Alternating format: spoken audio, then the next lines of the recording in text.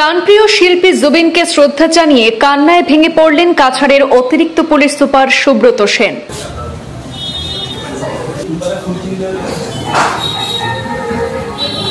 শিলচরে senior police super কার্যালয়ে আয়োজন করা বিশেষ স্মরণ সভায় জেলার অতিরিক্ত পুলিশ সুপার সুব্রত সেন নিজের আবেগ ধরে রাখতে পারলেন না। প্রাণপ্রিয় শিল্পীকে হারানোর বেদনায় ভেঙে পড়লেন তিনি।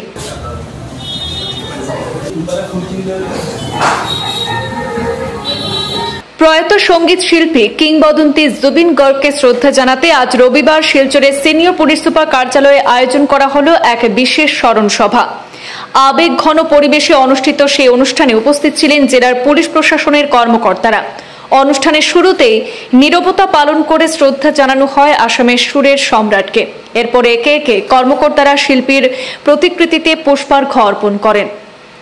আজকে স্মরণ সভায় senior police super Numal Mahatta, অতিরিক্ত police super Subrata Sen, police super crime Rajat Kumar Paul, DSP Sadar OC Amrit Kumar Sinha, Sadar TSI, Cachar জেলার বিভিন্ন থানার ইনচার্জ সহ সাংবাদিকরা সঙ্গীত শিল্পী কিংবদন্তি জুবিন গর্গকে গভীর শ্রদ্ধাঞ্জলি অর্পণ করেন।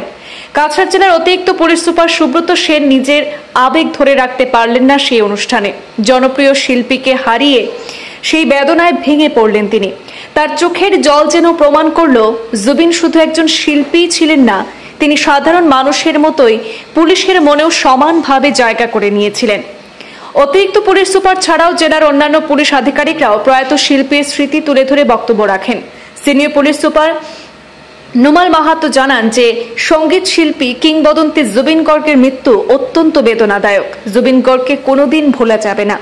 জুবিন গর্গ আসাম সহ গোটা বরাক উপত্যকার জনসাধারণের মনের ভেতরে চিরজীবিত হয়ে থাকবেন চিরজীবন। জুবিন গর্গের মৃত্যুতে গোটা আসাম মর্মাহত। জুবিনের গান অসমবাসীর জীবনের অংশ হয়ে থাকবে, আর তার প্রেরণাদায়ী জীবন আগামী প্রজন্মকেও আলো দেখাবে।